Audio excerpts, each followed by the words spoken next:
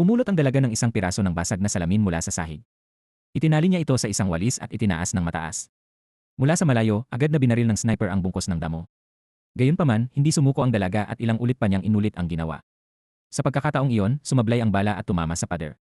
Dahil dito, sa wakas ay natukoy niya ang kinaroroonan ng asasin. Naalala ng dalaga ang sinabi noon ng kanyang tiyuhin. Hindi kailanman perpekto ang paningin ng tao. Kapag natukoy ang blind spot, madaling maiiwasan ang paparating na bala. Pagkatapos, nagsimulang umakyat ang dalaga sa refrigerator. Napansin din ng asasin sa malayo na may kakaibang nangyayari, kaya inutusan niya ang driver na umusad at muling tinutukan ang dalaga. Sa isang napakadelikadong sandali, matagumpay na nakatakas ang dalaga mula sa kamatayan.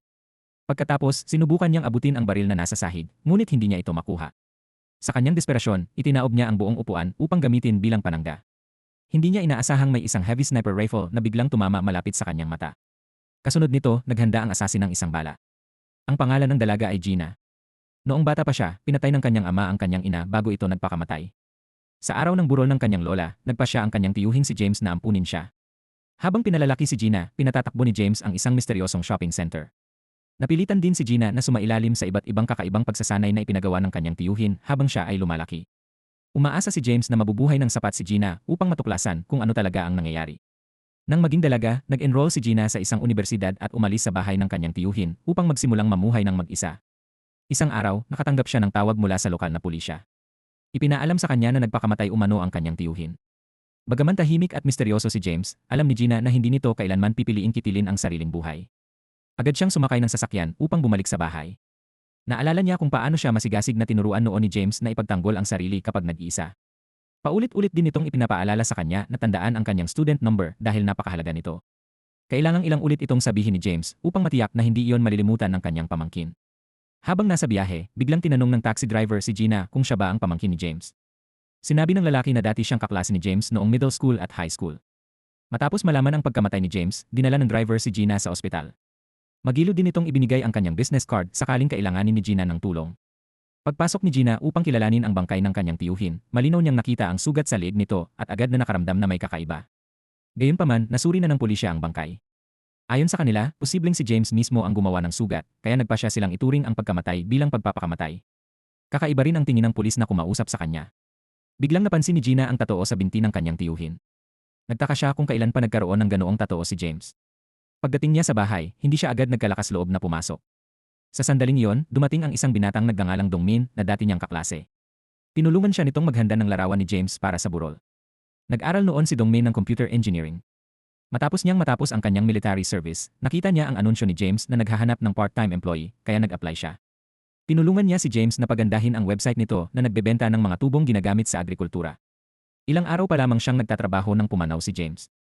Nais ni Dongmin na tumulong sa paglilinis ng banyo upang magkaroon si Gina ng oras na ihanda ang burol. Dinala naman ng taxi driver ang ilang dati nilang kaibigan upang makiramay. Kusa rin itong tinulungan si Gina sa lahat ng kailangang asikasuhin sa burol.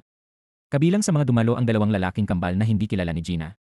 Napakabastos ng kanilang pag-ugali kaya agad silang napansin ni Gina. Nagsimulang pag-usapan ng mga dating kaklase ang pagkamatay ni James. May nagsabing miyembro umano ito ng isang gang, habang ang iba naman ay naniniwalang konektado ito sa National Intelligence Service. Tahimik lamang na nakaupo si Gina sa isang sulok habang pinakikinggan ang lahat. Napaisip siya kung paano siya nakasama ng kanyang tiyuhin sa loob ng maraming taon, ngunit wala pala siyang tunay na alam tungkol dito. Pagkatapos ng burol, isang matangkad at malaking lalaki ang kusang nag-alok na ihatid siya pauwi. Habang nasa sasakyan, sinabihan siya ni Dongmin na huwag pansinin ang masasamang sinasabi ng ibang tao. Dahil lamang hindi siya umiyak sa burol, hinusgahan siyang walang puso at hindi nagmamahal kay James. Pumasok si Gina sa bahay, ngunit hindi niya matiis ang matinding lamig at katahimikan sa loob. Wala na siyang natitirang kamag-anak sa mundo. Kahit pilit niyang ipinapakitang matatag siya, hindi niya maalis sa isip ang imahe ng kanyang tiyuhin. Pakiramdam niya ay hindi pa rin ito tunay na nawawala. Sa huli, tuluyan ding napaiyak si Gina. Hindi niya alam kung ano ang gagawin ngayong nag-iisa na lamang siya. Patuloy na dumaloy ang kanyang mga luha at hindi na niya yon mapigilan. Biglang bumalik si Dongmin. Naisa na nitong umalis dahil natatakot siyang maging alanganin si Gina sa kanyang presensya. Ngunit inamin ni Gina na hindi siya maayos at hiniling na samahan muna siya nito sandali. Iniabot ni Dongmin kay Gina ang isang cellphone na natagpuan niya habang nililinis ang banyo. Nang buksan ni Gina ang telepono, isang bagong mensahe ang dumating. May isang taong nagpadala ng 70 milyon at nagtatanong kung kailan niya maaaring makuha ang produkto. Kapwa natigilan sina Gina at Dongmin nang makita nilang mahigit 18 bilyon ang laman ng bank account. Napakalaking halaga nito para sa isang tiyuhing sinasabing nagbebenta lamang ng mga tubong pang-agrikultura. Nais ni Gina na makita ang website na inayos ni Dongmin para sa kanyang tiyuhin. Doon nila natuklasan ang isang nakatagong website na may simbolong kapareho ng tattoo sa binti ni James. Isa pala itong illegal na website na nagbebenta ng mga armas. Hindi makapaniwala si Gina na kayang gawin ng kanyang tiyuhin ang ganoong uri ng trabaho. Biglang muling nagpadala ng mensahe ang taong naglipat ng 70 milyon at hinihingi ang kanyang in-order. Sumagot si Gina na sarado na ang tindahan at ibabalik na lamang nila ang pera. Ngunit nahulaan ng taong iyon na patay na si James.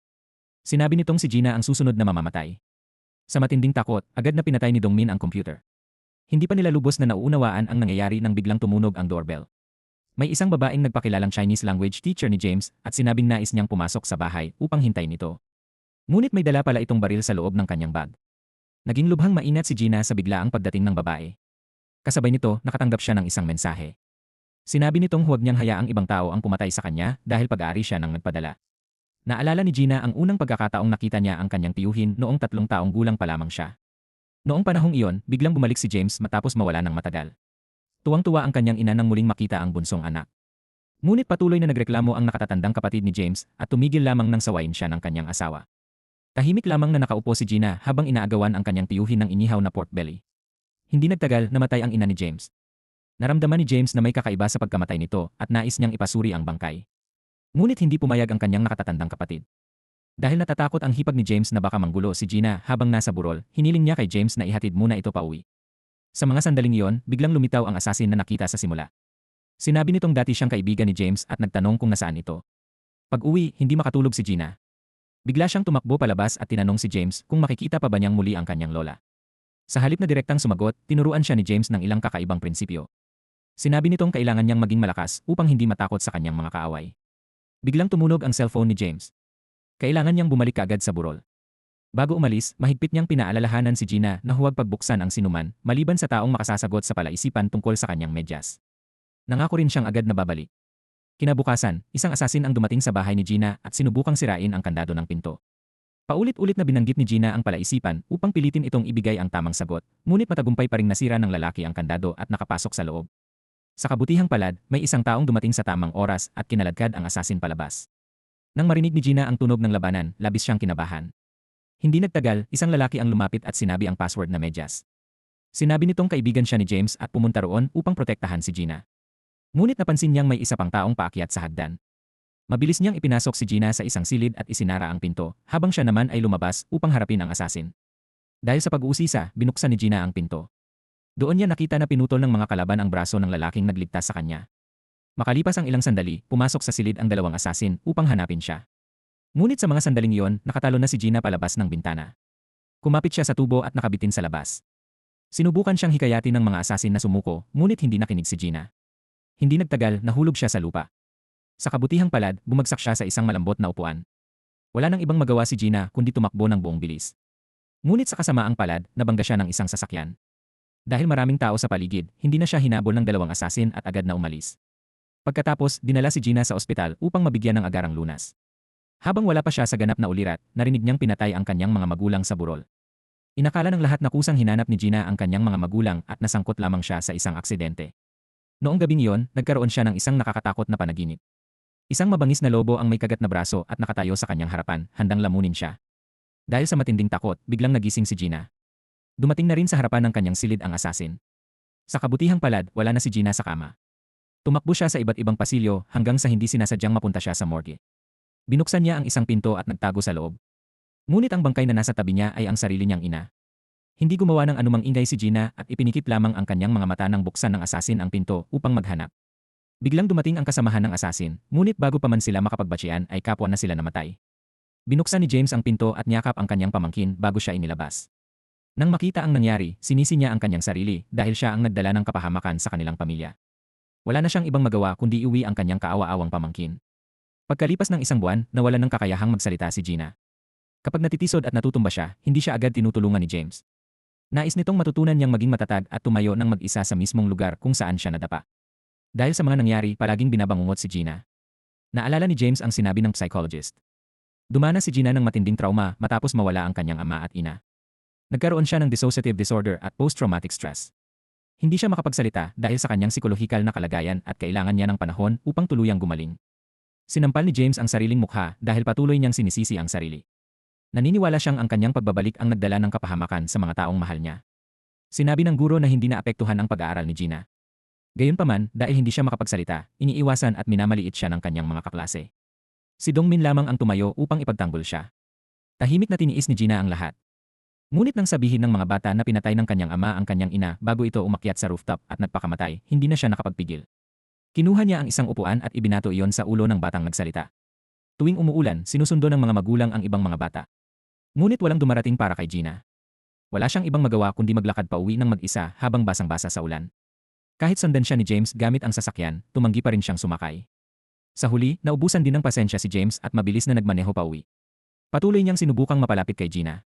Naghanda siya ng almusal, ngunit hindi iyon pinansin ng bata. Pagsapit ng gabi, kumain na lamang siya ng mag-isa at nagligpit. Hinayaan niyang kumain si Gina habang nanonood ng telebisyon. Kinabukasan, may nakita siyang sulat na nagsasabing kailangan ni Gina ng gamit na nagkakahalaga ng 5,000 won. Agad na naglagay si James ng pera sa mismong lugar na yon. Araw-araw, tuwing may kailangang bilhin si Gina, nag-iwan siya ng pera ayon sa halagang nakasulat. Sa ganitong paraan sila nag-usap sa loob ng mahabang panahon. Isang araw, ikinulong ng mga kaklase si Gina sa loob ng isang bodega. Mula umaga hanggang gabi, tahimik lamang siyang nakaupo roon at hindi sinubukang humingi ng tulong. Biglang lumitaw muli ang lobo na may kagat na braso. Nagsimulang matakot si Gina at paulit-ulit na hinampas ang pinto. Doon niya binigkas ang una niyang mga salita mula nang mamatay ang kanyang mga magulang. Paulit-ulit niyang tinawag ang pangalan ni Dongmin. Pagkatapos, biglang bumukas ang pinto. Galit na tinanong ni Gina kung bakit ngayon lamang dumating ang kanyang tiyuhin. Tuluyan niyang inilabas ang lahat ng emosyong matagal niyang kinimkim. Niyakap siya ni James at humingi ng tawad dahil nahuli siya. Noong gabing iyon, nag-ihaw si James ng pork belly para sa kanya. Iyon ang unang pagkaing pinagsaluhan nila noong una silang magkita. Unti-unting nalampasan ni Gina ang kanyang trauma at nagsimulang mamuhay ng masaya kasama ang kanyang tiyuhin. Pagbalik sa kasalukuyan, patuloy na nakikiusap ang babae kay Gina na papasukin siya sa loob ng bahay. Mahigpit na sinabi ni Gina na hindi uwi ang kanyang tiyuhin sa araw na yon at inutusan siyang umalis. Biglang nagsalita ng Chinese ang babae. Sinabi nitong alam niyang nag-aaral si Gina sa universidad at madalas siyang purihin ni James bilang maganda at matalino. Ngunit marunong din ng Chinese si Gina at alam niyang hindi kailanman magsasalita ng ganoon ang kanyang tiyuhin. Biglang itinago ng babae ang kanyang baril at mabilis na umalis.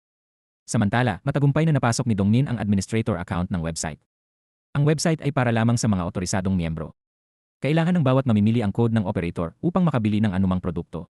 Tanging mga produktong tumutugma sa ibinigay na code ang maaari nilang bilhin. Mayroong 4 na uri ng code. Ang pulang code ay para sa mga profesional na mamamatay tao. Maaari silang bumili ng baril, iba pang sandata, bomba, at lason. Ang kulay lilang code ay para sa mga nagbebenta at bumibili ng impormasyon, kabilang ang mga listening device at camera. Ang dilaw na code ay para sa mga tagalinis. Maaari silang bumili ng mga kemikal at kagamitan upang linisin at itapon ang mga bangkay. Ang pinakanatatanging code ay ang burden code. Mahigpit na ipinagbabawal sa lahat ng miyembro ng organisasyon na salakayin ang sinumang nagtataglay nito. Kapag may isang taong sumuway, kailangang isakripisyo ng ibang miyembro ang kanilang sarili upang protektahan ang may hawak ng burden code. Sina James at Gina ang may hawak ng burden code. Katatapos pa lamang nilang pag-usapan iyon nang biglang makarinig ng malakas na pagsabog mula sa labas. Gumuho ang pader sa paligid ng bahay. Biglang lumitaw ang mga drone na may nakakabit na baril at walang tigil silang pinaputukan. Walang signal ang kanilang mga cellphone at napalibutan ang lahat ng labasan. Sa kabutihang palad, bulletproof ang mga pinto sa loob ng bahay. Ngunit mabilis na nagpaputok ang mga drone ng ilang bombang dumikit sa pinto. Hindi na nakayanan ng salaming pinto ang susunod na pagsabog. Mabilis na nagtago sina Gina at Dongmin. Nahiwalay si Dongmin at napunta sa katabing silid kung saan nagtago siya sa loob ng kabinet. Gayunpaman, natukoy pa rin siya ng drone. Nagpakawala ito ng bomba na muntik nang sumabog sa kanyang kinaroroonan. Gamit ang tirador, pinabagsak ni Gina ang drone at saka ito tuluyang winasak gamit ang isang upuan. Sa ganitong paraan, nakaligtas si Dongmin. Ilang araw bago iyon, nang mabalitaan ng asasin na si Seongjo na patay na si James, agad nitong tinipon ang grupo ng kanilang pinuno. Karamihan sa kanila ay bumibili ng mga armas mula kay James. Sa pagkakataong ito, si Gina ang kanilang pangunahing target. Kapag nahuli o napatay nila siya, makatatanggap sila ng napakalaking gantimpala. Ilang taon na ang nakalipas, nakita mismo ni Gina kung paano ni-renovate ang kanilang bahay. Sinabi ng kaibigan ni James na maaaring salakayin ang silid anumang oras, kaya inutusan niya sina Gina at James na umalis ng 2 linggo. Hindi pa nauunawaan ni Gina ang nangyayari nang dalhin siya ng kanyang tiyuhin sa bundok Jirisan. Walang signal ng cellphone sa lugar na yon. May mataas na lagnat si James at sugatan din ang kanyang binti. Dahil dito, nagreklamo si Gina kung bakit hindi na lamang sila nagtungo sa isang hotel o tahimik na camping site sa halip na pumunta sa isang napakaliblib na lugar. Pagkatapos, inilabas ni James ang isang mapa at inutusan siyang pumunta sa pinakamalapit na silungan upang humingi ng tulong. Bago siya umalis, inilabas ni James ang isang tirador at iniabot iyon sa kanya. Pinaalalahanan niyang kapag nalagay siya sa panganib, kailangan niyang isigaw ng 3 beses ang pangalan ng kanyang tiyuhin. Bagaman hindi iyon gaanong nakapagbigay ng katiyakan, at tubili pa rin itong tinanggap ni Gina. Mas mabuti na ang mayroon kaysa wala. Pagkatapos, mag-isa siyang naglakad upang humanap ng tulong. Hindi nagtagal, nakita niya ang isang telephone station. Ngunit hindi niya inaasahang naroon din ang grupo ng mga lobo at ang braso mula sa kanyang mga bangungot. Takot na umatras si Gina. Biglang lumabas ang mga lobo at pinalibutan siya. Ginamit niya ang tirador upang paputukan ang mga ito, ngunit wala iyong naging epekto. Sa matinding takot, kumuha siya ng bato at ibinato iyon sa isang lobo. Agad itong tumakbo palayo. Pagkatapos, naalala ni Gina ang mga sinabi ng kanyang tiyuhin. Naalala ni Gina ang sinabi ni James na ang mahihina lamang ang umiiwas sa takot. Kahit natatakot siya, kailangan niyang imulat ng mabuti ang kanyang mga mata at harapin yon. Dahil dito, muling kinuha ni Gina ang tirador at maingat na tumutok. Biglang umalingaw ang isang putok ng baril, dahilan upang matakot at magsitakbuhan ang mga lobo. Ang dumating ay si James. Lumalabas na bahagi lamang ng kanyang pagsasanay ang lahat ng nangyari. Nang umalis si Gina, kinuha ni James ang baril na itinago ng kanyang kaibigan sa loob ng kuweba. Maging ang pagkakasakit ni James ay epekto lamang ng gamot na inihanda ng kanyang kaibigan. Habang pauwi sila, nagtaka si Gina kung bakit napakabilis gumaling ng kanyang tiyuhin. Kanina lamang ay halos hindi ito makakilos sa isang sulok. Iniwasan ni James ang tanong at sinabing marahil ay nababagay lamang sa kanya ang klima sa bundok.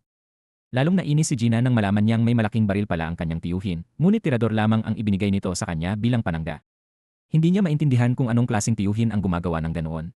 Kinabukasan, habang nagsasanay si Gina sa paggamit ng tirador, lumapit si James at may dalang handgun. Pagkatapos, itinuro nito sa kanya ang iba't ibang bahagi ng baril at inutusan siyang magsanay gamit iyon araw-araw. Sa kasalukuyan, matapos nilang mawasak ang drone, nagtungo sina Gina at Dongmin sa pangunahing pintuan. Ngunit biglang dumating ang isa pang drone at pinaulanan sila ng bala. Matapos ang sunod-sunod na putok, sumilip si Gina upang tingnan ang sitwasyon. Doon niya napansin ang dalawang bomba. Ang matinding epekto ng pagsabog ay pansamantalang nagtanggal sa kakayahan nilang lumaban. Sa gitna ng kanilang desperasyon, bumalik ang babaeng kanina lamang ay nagpakilalang Chinese teacher ni James. Binuksan niya ang compartment ng sasakyan at inilabas ang isang signal jamming gun. Dahil dito, tumigil sa paggana ang lahat ng drone sa paligid. Pagpasok niya sa bahay, agad niyang pinabagsak si Dongmin. Matapos niyang kumpirmahin hindi ito ang taong hinahanap niya, mabilis niya itong pinatulog sa isang suntok. Dahan-dahang lumabas si Gina at agad na nakipaglaban sa babae. Ngunit hindi sapat ang kanyang kakayahan upang tapatan ito. Nang makumpirma ng babae na si Gina nga ang kanyang hinahanap, mabilis niyang sinubukang magpaliwanag. Ngunit bago pa siya makapagsalita, isang bala ang lumipad sa pagitan nila at pinilit silang maghiwalay. Pinaalalahanan ng babae si Gina tungkol sa mga nangyari sa mga batang ng api sa kanya noong isigaw niya ng 3 beses ang pangalan ng kanyang tiyuhin. Sa loob ng 10 taon, 3 beses pa lamang ginawa iyon ni Gina. May hawak ang babae na isang chip na nagpapatunay na silang dalawa lamang ni James ang may birthing code. Dahil dito, tungkulin ng lahat ng miyembro ng organisasyon na protektahan siya. Samantala, sa labas ng bahay, naghahanda ng kumilos ang grupo ng mga mercenary ni Teacher Kim. Naghagis ang babae ng smoke bomb. Nagtaka ang asasin sa malayo kung bakit may ganoong kagamitan sa lugar, kaya agad niyang tinawagan ang isang tao upang alisin ang usok. Nang tuluyang mawala ang usok, nakilala ng asasin ang babaeng nasa loob. Siya si Min Hae. Agad nitong pinaputukan si Min Hae at tinamaan siya sa balikat. Napansin din ni Teacher Kim ang presensya ni Min Hae. Gayunpaman, sa pamamagitan ng kanilang komunikasyon, patuloy niyang iniutos ang pag-atake. Samantala, nakita ni Gina ang baril sa ilalim ng sofa.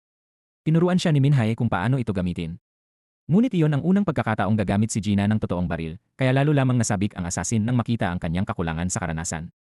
Nagkamalay na rin si Dongmin. Hindi pa niya nauunawaan ang nangyayari nang muntik na siyang saksakin.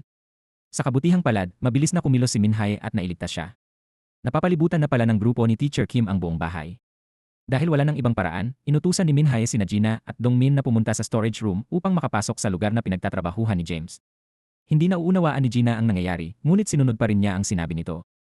Nalaman ng asasin sa malayo ang kanilang plano at agad na kinalabit ang gatilyo. Dahil sa matinding takot, hindi na makatayo si Dongmin. Sa kritikal na sandaling iyon, pinaputukan ni Min Hae ang sasakyang kinaroroonan ng driver. Dahil dito, matagumpay na nakapasok sina Gina at Dongmin sa storage room. Ngunit dumating na rin ang grupo ni Teacher Kim. Hinarang sila ni Min Hae upang bigyan si Gina ng pagkakataong makapasok. Isa-isang inilagay ni Gina ang kanyang birthday at birthday ng kanyang tiyuhin, ngunit hindi bumukas ang pinto. Bigla niyang naalala ang paulit-ulit na paalala ni James na huwag kalimutan ang kanyang student number. Nang maunawaan niya ang ibig sabihin nito, agad niyang inilagay ang numero at nabuksan ang pinto. Lumalabas na ang kinatatayuan nila ay isang elevator na magdadala sa kanila sa basement. Pagdating sa ibaba, nasilayan nilang dalawa ang matagal nang itinatagong lihim ni James. Samantala, patuloy pa rin ang matinding labanan sa pagitan ni Min Hae at ng mga tauhan ni Teacher Kim. Pinatay ni Min Hae ang lahat ng ilaw sa storage room. Pagkatapos, nagpaputok siya upang sadyang ipakita ang kanyang lokasyon. Agad na pinaulanan ng mga kalaban ng bala ang ikalawang palapag nang hindi nalalamang nakadausdos na si Min Hae pababa. Inutusan ni Teacher Kim ang kanyang mga tauhan na tumigil sa pagpapaputok at umabante. Biglang tumawag sa radyo ang asasin na nasa labas. Sinamantala iyon ni Minhai at muling nagpaputok. Dahil dito, agad na pinatay ni Teacher Kim ang komunikasyon upang hindi mabunyag ang kanilang lokasyon. Nang walang natanggap na sagot, inagaw ng assassin ang supot ng pagkain ng driver at nagsimulang kumain. Samantala, mabilis at tahimik na gumalaw si Minhai na parang isang Black Panther. Una niyang pinabagsak ang isang lalaki.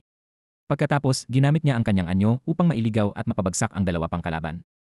Nagsimulang mataranta ang iba at halos hindi na makahinga ng malakas. Tahimik na lumusot si Minhai sa likuran at pinabagsak ang isa pang lalaki. Pagkatapos, dumulas siya sa ilalim ng mesa, pinatumba ang isang kalaban at tinapos ito gamit ang kutsilyo. Dahil sa kadiliman, pinaputukan ng mga lalaki ang bubong upang makalikha ng liwanag. Ngunit nang makita nila si Minhai, agad na lumipad ang isang kutsilyo at tumama sa isa sa kanila. Nang mapagtanto ni Teacher Kim na wala nang natitirang kasama, bahagya siyang nabahala. Biglang sumugod si Minhai mula sa ilalim ng mesa at tinaga siya. Agad silang nagsagupaan sa malapitang labanan. Bagaman mas mabilis at mas maliksi si Minhai, mas malakas ang pangangatawan ni Teacher Kim. Hindi nagtagal, napabagsak siya nito at naipit sa sahig. Mukhang wala na siyang paraan upang makatakas. Ngunit biglang nangitim at namula ang mukha ni Teacher Kim bago siya bumagsak sa lupa. May lason pala ang kutsilyong ginamit ni Minhai. Nakahinga siya ng maluwag matapos mapabagsak ang kalaban. Samantala, pagdating ni Gina sa kanilang pupuntahan, may isang lalaking humarang sa kanila. Inihagis nito ang posas at inutusan si Gina na itali si Dongmin. Nagkunwari si Gina na susunod. Ngunit sinamantala niya ang pagkakataon upang itulak si Dongmin pababa at hawakan ang braso ng lalaki. Pagkatapos, malakas niya itong tinuhod at sinakal hanggang sa mawalan ng malay. Nang alisin niya ang maskara nito, bigla niyang naalala ang dati niyang kasintahang si John Mayon. Noong panahong iyon, pauwi sila mula sa kanilang lakad at nasa harapan na ng bahay. Malapit na silang maghalikan nang biglang manggulo si James. Ginamit nito ang dahilan na hindi dapat nagmamaneho o naninigarilyo ang isang menor de edad, saka pinalaya si John Mayon. Galit na galit si Gina sa kanyang tiyuhin. Kinabukasan, sa tuwing nakikita siya ni James ay gumagawa ito ng paraan upang umiwas. Hindi na nakatiis si Gina at hinarap ang kanyang tiyuhin. Tinanong niya kung bakit lagi nitong hinahadlangan ang lahat ng taong lumalapit sa kanya. Nais lamang niyang magkaroon ng normal na relasyon kay John Mayon. Dahil sa matinding kawalan ng pag-asa, napilitan siyang kumuha ng maraming trabaho upang makaipon at makaalis sa bahay. Pakiramdam niya ay ikinukulong siya ng kanyang tiyuhin. Ang tanging nais niya ay maging katulad ng ibang tao, magkaroon ng mga kaibigan at umibig. Ngunit sa halip na sagutin ang kanyang mga reklamo, inalok siya ni James ng isang pustahan. Kapag nagawa niyang mahawakan ang mukha nito, papayagan siyang umalis. Muli ring tinanong ni Gina tungkol sa pagkamatay ng kanyang mga magulang. Nais niyang malaman kung totoo bang namatay sila sa paraang ipinagkakalat ng lahat. Ngunit iniwasan ni James ang tanong at tinanong lamang kung tatanggapin ba niya ang pustahan. Dahil wala nang ibang pagpipilian, agad na sumugod si Gina. Ngunit hindi sapat ang kanyang kakayahan. Sa huli, nasaktan na siya at napilitang maghugas pa ng isang palanggana ng mga pinggan. Kinabukasan, habang nagsasanay siyang magmaneho kasama ang kaibigan ng tiyuhin, nakita niyang nakatayo si James at nagbabasa ng mga dokumento. Agad niyang inatras ang sasakyan upang maipit ito sa isang sulok, saka mabilis siyang sumugod. Dahan-dahang ibinaba ni James ang mga dokumento at madaling tumalon palampas sa kanya. Pagkatapos, kumindat ito sa kanyang kaibigan bilang lihim na senyas. Agad na ginamit ng lalaki ang kanyang paa upang patumbahin si Gina. Nilapitan niya ito at mahigpit na pinigilan. Matapos kumpirmahin ang utos ni James, sinakal niya si Gina hanggang sa mawalan ito ng malay. Pagkamulat ni Gina, hindi siya makapaniwalang tuluyan siyang nawalan ng malay. Nang malaman niyang si James ang nag-utos noon, labis siyang nainis at walang masabi bago mabilis na umalis. Pagsapit ng gabi, habang nagbebenta ang kaibigan ni James sa isang customer, binuksan ni Gina ang pinto at hiniling na turuan siya ng Muay Thai. Nagkunwari siyang nais niyang matuto upang madali niyang matalo si James. Hindi niya inaasahang agad na papayag ang kaibigan ng tiyuhin. Ngunit 500,000 won bawat linggo ang singil nito. Sinabi ni Gina na estudyante lamang siya at wala siyang ganoong kalaking pera. Nagpaliwanag ang kaibigan ni James na papasok sa isang private school ang kanyang anak sa susunod na taon, kaya kailangan niya ng malaking halaga. Napabuntong hininga si Gina at sinabing 50,000 won lamang ang kinikita niya bawat linggo. Nang marinig iyon, biglang lumiwanag ang mga mata ng kaibigan ni James at agad niyang tinanggap ang alok. Lumalabas na siya pala ang nalugi sa kanilang kasunduan. Pagkatapos, dinala ng kaibigan ni James si Gina sa likod ng bahay upang simulan ang kanyang unang aralin. Mula noon, 3 beses bawat linggo siyang nagtungo roon upang magsanay. Kahit nasa trabaho, nasa banyo, o papunta sa paaralan, patuloy niyang isinasagawa ang kanyang mga ehersisyo. Tumatakbo pa siya papasok sa paaralan upang mapahusay ang kanyang kondisyon. Lahat ng natutuhan niya ay sinusubukan niya kay James, ngunit palagi siyang nabibigo. Gayunpaman, dahil sa kanyang tiyaga at hindi pagsuko, unti-unti siyang naging mas malakas. Lumipas ang 2 buwan at nasanay na si Gina sa iba't ibang kasanayan sa pakikipaglaban. Hindi na rin siya tinatawag ng kaibigan ni James na pagong dahil sa kabagalan. Isang gabi, habang pauwi, nakita niya ang isang grupo ng mga lalaking nangaapi sa isang babae. Nang tingnan niyang mabuti, nakilala niya ang babae. Habang nakatuon kay Gina ang atensyon ng mga lalaki, mabilis na tumakas ang kanilang biktima. Dahil nakawala ang babae, ibinaling ng mga lalaki ang kanilang galit kay Gina at inutusan siyang bayaran ang kanilang nawalang pagkakataon. Walang sinabi si Gina at dahan-dahang ibinaba ang kanyang bag. Agad na sumugod ang isang lalaki, ngunit isang suntok lamang mula kay Gina ang nagpawala ng malay nito. Sumugod naman ang isa pa, ngunit sinalubong siya ni Gina ng sunod-sunod na sipa. Maging si Gina ay hindi makapaniwalang nagawa niya yon. Biglang bumunot ng kutsilyo ang natitirang lalaki. Sa mismong sandaling yon, dumating si James at inagaw ang kutsilyo. Dahil dito, nasugatan ang kanyang kamay. Biglang umalinggaw ang sirena ng sasakyan ng mga pulis. Nang marinig iyon, mabilis na tumakas ang mga lalaki. Lumalabas na tumawag sa lokal na pulisya ang babaeng iniligtas ni Gina. Habang pauwi, pinaalalahanan siya ni James na kahit lumakas na siya dahil sa pagsasanay ng kanyang kaibigan, hindi pa rin sapat ang kanyang kakayahan upang labanan ang isang taong mahusay gumamit ng kutsilyo. Sa ganoong sitwasyon, ang pinakamainam niyang gawin ay tumakas. Nang makarating sila sa tindahan ng kaibigan ni James, nakita nilang maraming tao ang nagkukumpulan sa labas. Nang magtanong sila, nalaman nilang lahat ng naroon ay nagpautang sa kaibigan ni James, ngunit tumakas na ito. Lumabas ang isang pulis mula sa loob ng tindahan at nagtanong kung sino si Gina. Pagkatapos, iniabot nito sa kanya ang isang sulat. Nakasulat doon na hindi na siya isang pabong. Lumalabas na natapos na ang pagsasanay ni Gina, kaya kailangan nang umalis ng kaibigan ni James. Sa kasalukuyan, habang nasa basement, napansin ni Gina at Dongmin na maraming surveillance camera mula sa kanyang paaralan ang nakakonekta roon. May mga kamera pa maging sa loob ng banyo. Inakala ni Gina na isang manyak ang lalaking kasama nila at matagal na siyang palihim na binabantayan. Tinanong niya kung sino ang nasa likod ng lahat at kung si James ba ang nag-utos nito. Nataranta ang lalaki at sinabing hindi iyon ang tamang oras upang pag-usapan ang bagay na yon. Nasa labas si Minhai at naubusan na ng bala. Hindi magtatagal ay mas marami pang kalaban ang darating. Kapag nais nilang matapos ang laban, hindi nila maaaring hayaang mamatay si Minhai. Kailangan nilang lumabas upang dalhan siya ng mga bala at kagamitan. Biglang binuksan ni Dongmin ang main switch. Tumama ang maliwanag na ilaw sa lalaki, dahilan upang labis itong matakot. Lumalabas na mayroon siyang Xeroderma pigmentosum at hindi maaaring malantad sa liwanag. Ngunit lalo lamang naging determinado si Gina na malaman ang lahat. Nais niyang malaman kung gaano nakatagal siyang binabantayan. Sa sandaling iyon, pinigilan ni Dongmin ang lalaki. Sinabihan niya si Gina na kailangan muna nilang alamin ang sistema ng shopping center upang makakuha ng tamang impormasyon tungkol kay James. Pagkatapos, pumasok si Dongmin sa loob at namangha sa napakalaking hanay ng mga server na naroon. Biglang nakawala ang lalaki at binalaan si Gina na huwag magtiwala kay Dongmin. Nang marinig ni Dongmin ang ingay, mabilis din siyang kumuha ng baril at hinabol ang lalaki. Sinubukan itong palihim na salakayin si Gina, ngunit nabigo ito. Pagkatapos, mabilis itong lumusot sa isang lagusan sa pagitan ng mga estante. Hinabol siya ni Gina, ngunit nahulog siya sa isang hukay. Sinamantala ng lalaki ang pagkakataon upang isara at i-lock ang pinto. Pagkatapos, pinatay niya ang lahat ng ilaw. Habang nasa loob ng silid, napansin ni Gina ang isa pang computer na nagpapakita ng lahat ng nangyayari sa itaas. Samantala, ginamitan ng lalaki ng stun gun si Dongmin hanggang sa mawalan ito ng malay. Kinalagkad niya ito palayo at itinali ang mga kamay at paa nito. Hindi rin niya nakalimutang gantihan si Dongmin sa ginawa nito sa kanya kanina. Biglang umalinggaw sa silid ni Gina ang boses ng lalaki. Inutusan niya itong buksan ang ikalawang drawer sa kanan. Pagkatapos, binasa niya kay Gina ang mga alituntunin ng organisasyon. Kapag pinili siya ni James bilang kahalili at ganap niyang tinanggap ang lahat ng nasa lugar na yon, magiging miyembro siya ng organisasyon. Nangako ang lalaki na susundin niya ang lahat ng utos ng kanyang bagong amo, kahit pa kailangan niyang ialay ang sarili niyang buhay. Tinanong niya si Gina kung handa ba itong pamahalaan ang organisasyon. Hindi na nag-isip ng matagal si Gina at agad siyang pumayag. Ang una niyang iniutos ay palabasin siya mula sa silid. Pagkatanggap sa utos, agad na binuksan ng lalaki ang pinto at hinila siya palabas. Sinamantala ni Gina ang pagkakataon upang agawin ang baril nito at inutusan siyang palayain si Dongmin. Ngunit tumanggi ang lalaki. Tinanong ni Gina kung bakit hindi nito sinusunod ang kanyang utos gayong sinabi nitong ganap itong tatalima sa kanya. Sumagot ang lalaki na kaya niyang sundin ang lahat ng utos maliban doon. Ayon sa kanya, namatay si James dahil kay Dongmin. Nang palayain niya si Dongmin, agad niya itong sinugod at binugbog. Nang makita yon, itinutok ni Gina ang baril kay Dongmin. Agad namang nilagyan ng lalaki ng kadena ang leeg nito.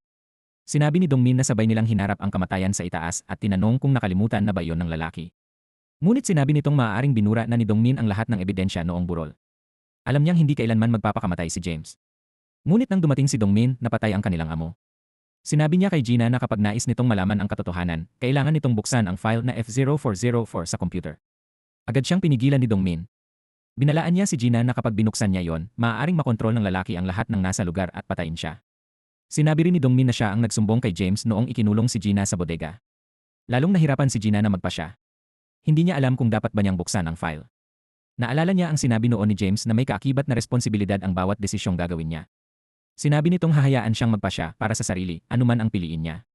Nang makita si Minhai sa surveillance camera, inutusan ni Gina ang lalaki na palayain si Dongmin at dalhan muna ng mga bala si Minhai. Bago umalis, iniwan ng lalaki ang kanyang salamin bilang regalo kay Gina. Pinaalalahanan din niya itong huwag umalis sa shopping center anuman ang mangyari. Pagkatapos, isinuot niya ang kanyang maskara at umakyat. Nang makita siya ni Minhae, maingat nitong tinanong kung sino siya. Pagkaalis ng takip sa kanyang mukha, nakilala siya ni Minhae bilang si brother at sinabing napakabilis nitong lumaki. Samantala, niyakap ni Dongmin si Gina bilang pasasalamat dahil nagtiwala ito sa kanya. Ngunit bigla niyang inamin na siya rin ang taong nagkulong kay Gina sa bodega noong bata pa ito. Pagkatapos, agad niyang tinurukan ng pampatulog ang leg ni Gina. Doon lamang lubos na naunawaan ni Gina ang ibig sabihin ng responsibilidad na palaging sinasabi ni James. Noong panahong iyon, katatapos lamang ni Dongmin sa kanyang military service. Dahil sa kahirapan ng kanyang buhay at pangarap niyang maging isang profesional na hacker, pinasok niya ang security system ng isang deep website. Ngunit 5 minuto lamang ang lumipas ay naibalik na ng mga tao ng organisasyon ang kanilang system. Dahil sa labis niyang pag-uusisa, siya at ang kanyang matalik na kaibigan ay nakatikim ng matinding parusa. Dinala silang dalawa sa isang lihim na silid at pinilit na hanapin ang IP address ng isang illegal na website. Dahil sa matinding tensyon, nawalan ng konsentrasyon ang kanyang kaibigan at agad na tinamaan ng isang bala. Iba naman si Dongmin.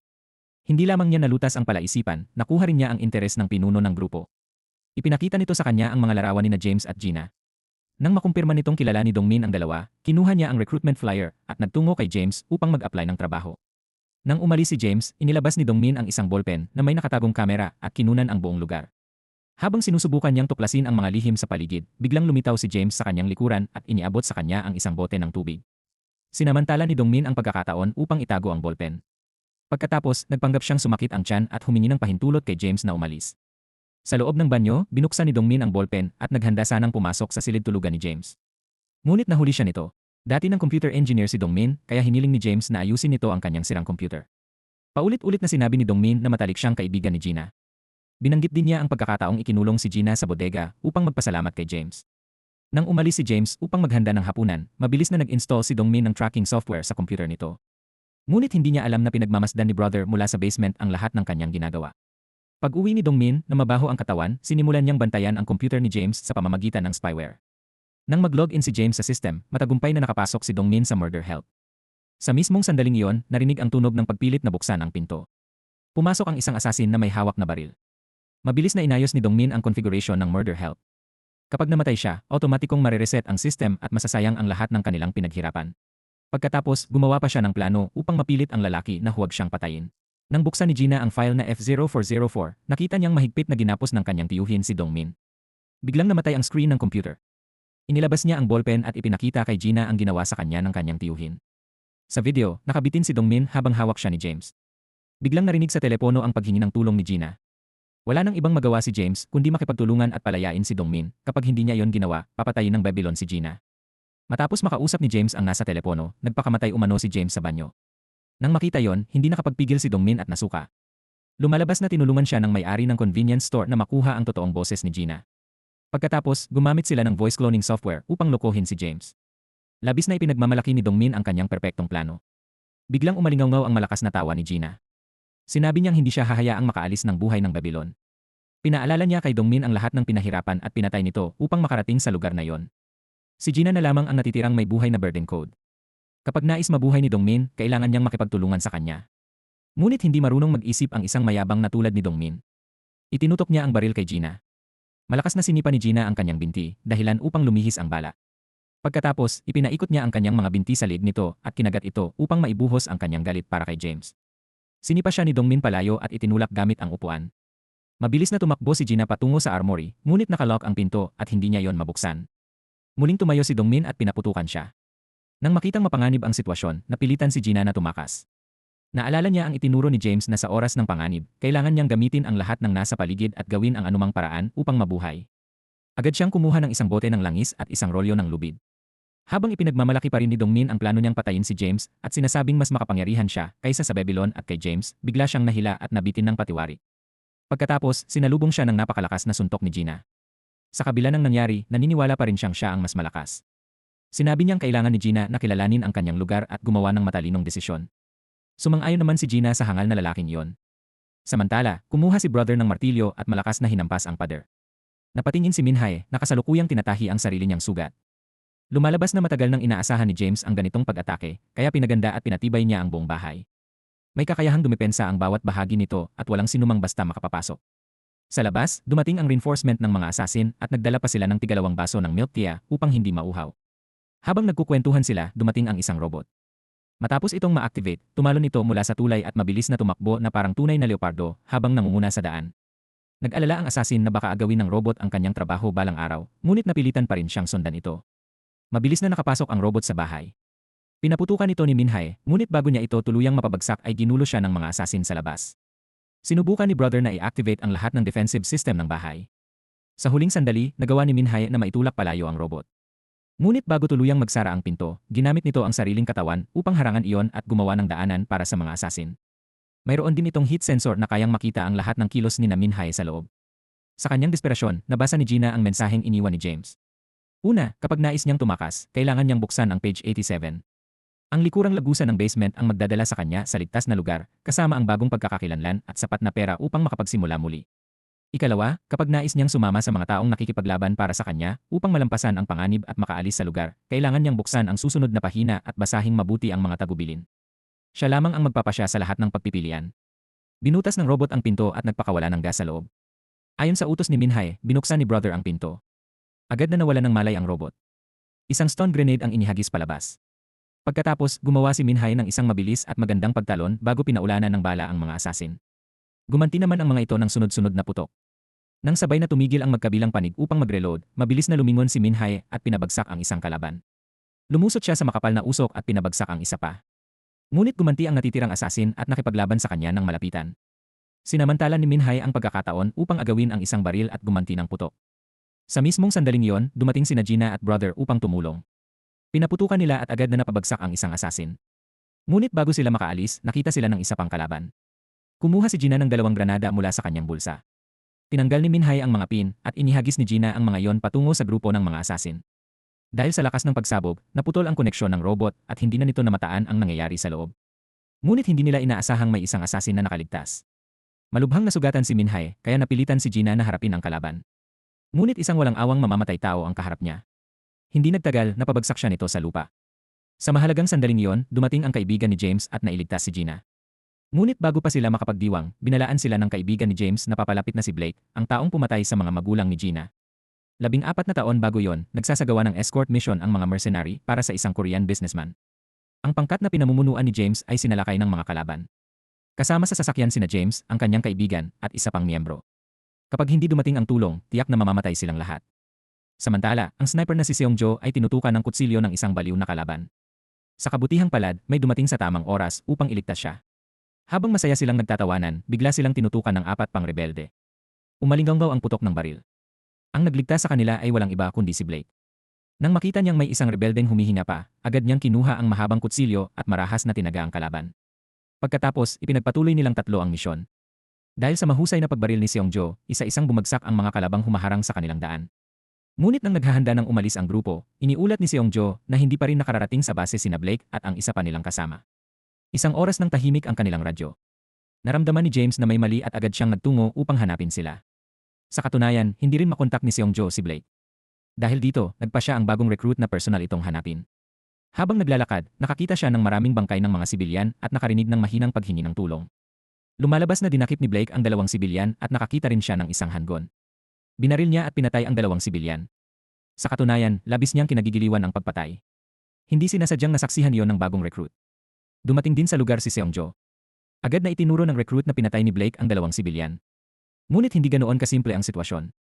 Lumingon si Blake kay Seongjo at agad na binaril ang bagong recruit. Sa mga sandaling iyon, nakarating sina James at ang kanyang kaibigan sa ibabang palapag ng gusali. Narinig nila ang putok ng baril at naghiwalay upang maghanap. Pagdating sa ikalawang palapag, narinig ni James na may nag-uusap. Sinundan niya ang pinagmumula ng tunog at pumasok sa lugar kung saan nangyari ang lahat. Nakita niya ang bangkay sa sahig at si Blake na nakatayo sa hindi kalayuan. Tila naunawaan niya agad ang nangyari. Lumuhod siya at sinuri ang tama ng bala sa noo ng bagong recruit. Sa mismong sandaling iyon, isang batang lalaki na may hawak na baril ang lumitaw sa pintuan. Biglang binaril ni Blake ang bata sa harapan ni James. Ipinaliwanag ni Blake kay James na ginawa niya iyon dahil hindi siya maaaring mag-iwan ng kahit isang saksi. Hindi nagtagal, nagsimula ang paglilitis tungkol sa pagpatay sa 9 na sibilyan. Bago ang paglilitis, sinabi ni James kay Lee Yong-han na ang balang tumama sa ulo ng namatay ay mula sa isang 45 caliber na baril. Ngunit sa lahat ng sandatang nakuha nila mula sa mga rebelde, walang kahit isang baril na may ganoong kalibre. Sinabihan ni Lee Yong-han si James na sabihin lamang sa korte ang mga bagay na personal niyang nakita. Sa huli, sinabi ni James na hindi niya nakita si Blake na pumatay ng mga sibilyan. Dahil kulang ang ebidensya, pinawalang sala ng hukom ang mga mercenary. Gayunpaman, may isang kondisyon si James. Mula noon, ayaw na niyang mapasama si Blake sa kanyang operations team. Ngunit hindi tinupad ni Lee Yong-han ang kanyang pangako at muli pa ring isinama sina James at Blake sa isang misyon. Sa mga panahong iyon, nahati na sa dalawang grupo ang mga mercenary. Hindi nagtagal, muling inatasan si James na magsagawa ng misyon kasama si Blake. Sa pagkakataong iyon, direktang inutusan ni James si Blake na huwag pumatay ng mga inosenteng tao. Naging maayos ang operasyon, ngunit pinatay pa rin ni Blake ang mga sibilyan. Sumunod sa kanya ang ibang mercenary dahil maaari silang makakuha ng maraming ari-arian mula sa mga pinapatay nila, kabilang ang salapi at mga alahas. Habang nagsasagawa ng misyon si Seongjo, natuklasan niyang may 4 na babaeng nakakulong. Agad niyang tinawag si Blake. Buong tapang na humingi ng tulong ang isa sa mga babae sa grupo ng mga mercenary. Sinabi ni Blake na huwag silang mag-alala at manatili lamang sa loob. Pagkatapos, naghagis siya ng granada sa kinaroroonan ng mga babae. Nang marinig ni James ang pagsabog, mabilis siyang nagtungo sa lugar. Agad niyang nahulaan na si Blake ang gumawa nito. Sinabi ni Blake na ayon sa general, walang sibilyan sa lugar. Pagkatapos, lumapit siya sa baril ni James at sadyang hinamon ito upang magalit. Lumapit si Seongjo upang awatin sila at sinabing isang pamilya lamang sila. Sa huli, ibinaba ni James ang kanyang baril. Sinabi niyang iulat niya sa kanilang mga nakatataas ang nangyari. Inutusan niya ang grupo na pasabugin ang lahat ng nasa lugar at bumalik sa base. Ngunit habang inilalagay ni James ang time bomb, nakarinig siya ng kakaibang tunog mula sa isang kabinet. Dahan-dahan siyang lumapit. Biglang lumabas mula roon ang isang babaeng nakasuot lamang ng panloob. Ang babaeng iyon ay si Minhae. Naawa si James sa kanya, kaya ibinigay niya ang sarili niyang damit upang maipantakip nito. Pagkatapos, sininyasan niya itong manahimik. Kapag nakita siya ni Blake, tiyak na papatayin siya nito. Inutusan ni James ang buong grupo na bumalik muna sa base at pinaalalahanan silang bantayang mabuti si Blake. Nang tuluyan nang makaalis ang grupo, 8 minuto na lamang ang natitira bago sumabog ang bomba. Hinila ni James si Minhae at mabilis silang tumakbo palabas. Ngunit pagdating nila sa hagdan, nakasalubong nila si Blake. Agad na pinaputukan ni James si Blake at dinala si Minhae palabas. Ngunit bago sila makababa sa hagdan, pinaputukan sila ni Blake mula sa ibaba. Gayunpaman, wala itong balak na patayin agad si James. Sinamantala ni James ang pagkakataon at dinala si Minhae patungo sa rooftop. Pagdating doon, inilabas ni James ang kanyang dagger. Itinapon naman ni Blake ang kanyang handgun. Pagkatapos, inamin niya kung bakit siya naging mercenary. Mahilig lamang talaga siyang pumatay. Hanggat sinusunod niya ang ilang simpleng patakaran, maaari siyang kumita habang pumapatay ng kahit gaano karaming tao. Dahil dito, ayaw niyang paulit-ulit na binabanggit ni James ang tungkol sa mga sibilyan. Lalo lamang nitong pinatitindi ang kanyang pagnanais na patayin ang lahat, kaalyado man o kalaban. 4 na minuto na lamang ang natitira bago sumabog ang time bomb. Agad silang sumugod sa isa't isa at nagsimulang maglaban ng malapitan. Sinipa ni Blake ang binti ni James at kinutya siyang hanggang doon lamang ang kanyang kakayahan. Pagkatapos, naghagis siya ng dagger kay James. Muling nagpatuloy ang kanilang labanan. Nang papatayin na ni Blake si James sa isang atake, biglang may bumaril sa kanyang mata. Si Minhae pala ang nagpaputok. Nabulag lamang ang isang mata ni Blake, ngunit hindi pa rin siya namatay. Kinuha ni James ang dagger at buong lakas na itinarak iyon sa dibdib ni Blake. Binalaan siya ni Blake na kapag hindi niya ito pinatay, hindi niya hahayaang mamuhay ng tahimik ang pamilya ni James. Sinabi nitong mamamatay ang lahat ng taong may kaugnayan sa kanya. Hindi papayag si James na mangyari iyon. Ginamit niya ang buong lakas upang ibaon ng mas malalim ang dagger sa katawan ni Blake. Pagkatapos, kinuha niya ang handgun na nasa sahig. Ngunit wala na pala itong bala. 1 minuto na lamang ang natitira bago sumabog ang bomba. Sinabihan ni Minhae si James na kailangan na nilang umalis. Sa mismong sandaling iyon, sumabog ang bomba. Sila lamang dalawa ang matagumpay na nakatakas. Sa investigasyon, nagsinungaling si James at sinabing namatay si Blake habang sinusubukan siyang iligtas. Pagkatapos, nagsumite siya ng kanyang pagbibitiw. Naramdaman ni Lee Yong-han na may kakaiba, kaya inutusan niya ang kanyang mga tauhan na palihim na bantayan si James. Ngunit walang sinuman sa grupo ang naghinala kay James. Habang naghahanda siyang umuwi, napansin ni James na may sumusunod sa kanya. Dahil dito, naglakbay muna siya sa maraming lugar. Nang masiguro niyang wala nang sumusunod, saka lamang siya bumalik sa bahay.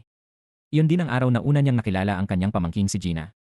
Samantala, habang nagsasanay si Seongjo sa pagbaril bilang sniper, biglang may lumitaw sa kanyang likuran. Ang taong iyon ay si Blake. Lumalabas na matapos mailigtas si Minhae, nagtago siya sa armory ni Honda. Sa panahong iyon, gumamit si James ng iba't ibang paraan, ngunit hindi pa rin niya natagpuan ang bangkay ni Blake. Inakala ni Honda na maaaring patay na ito.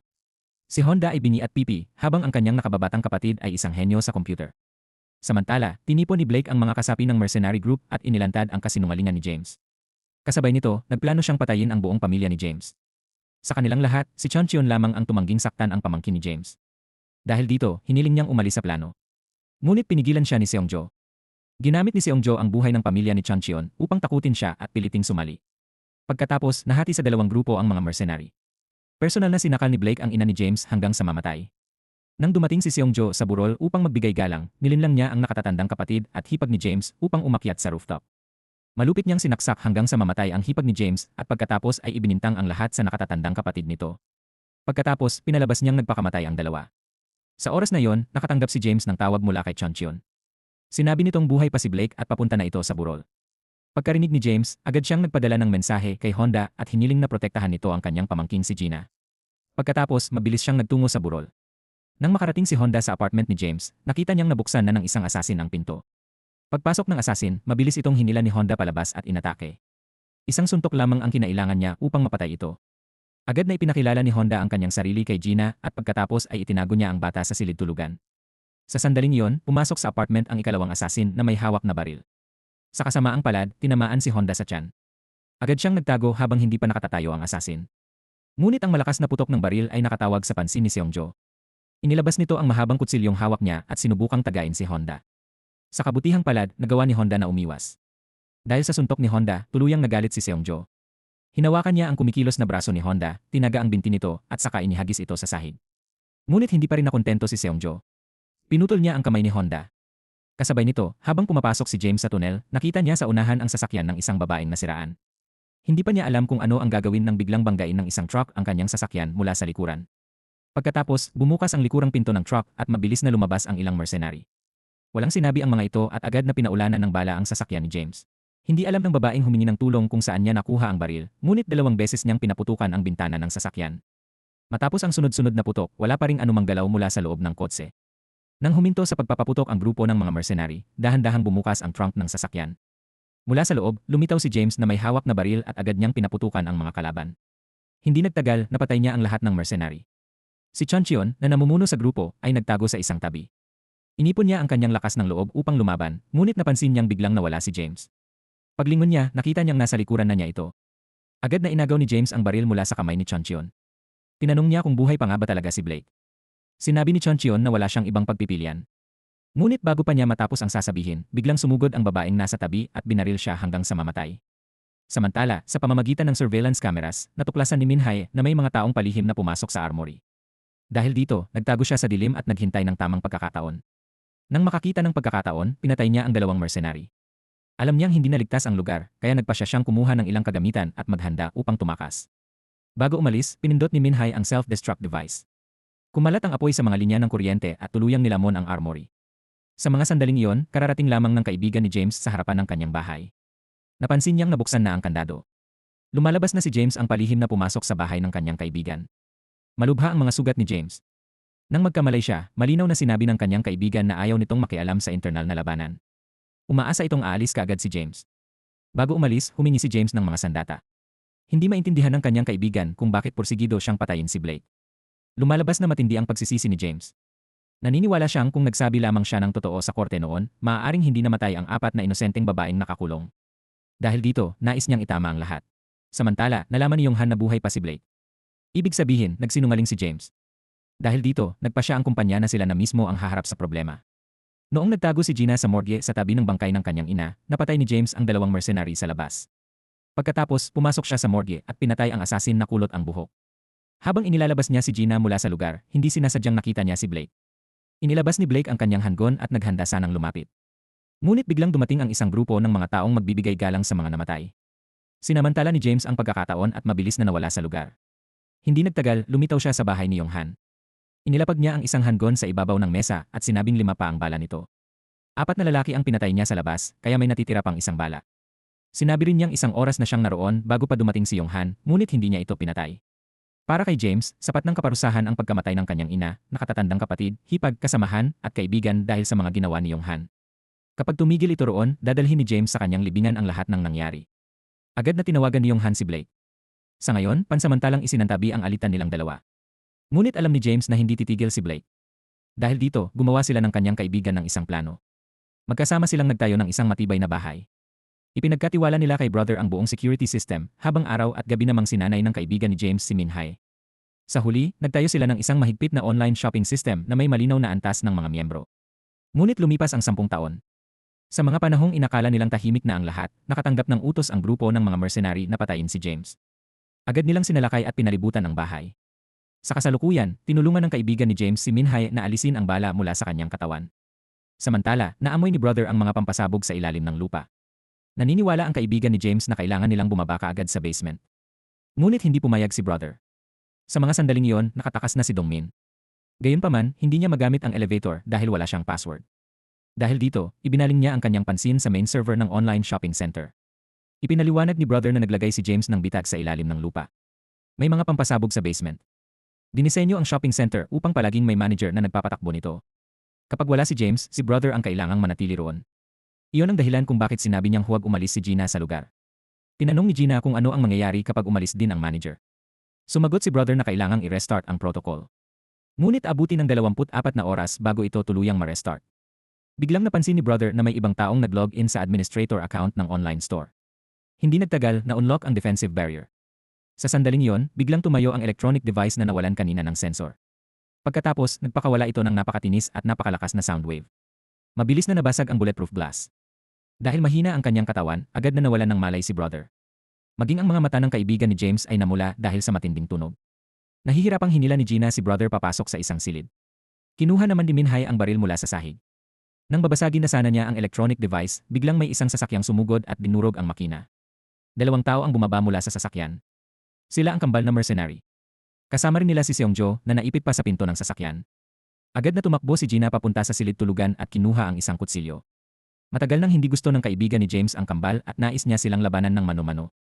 Nang makita iyon, itinago rin ng kambal ang kanilang mga baril. Lahat sila ay naglabas ng kutsilyo at nagsimulang maglaban.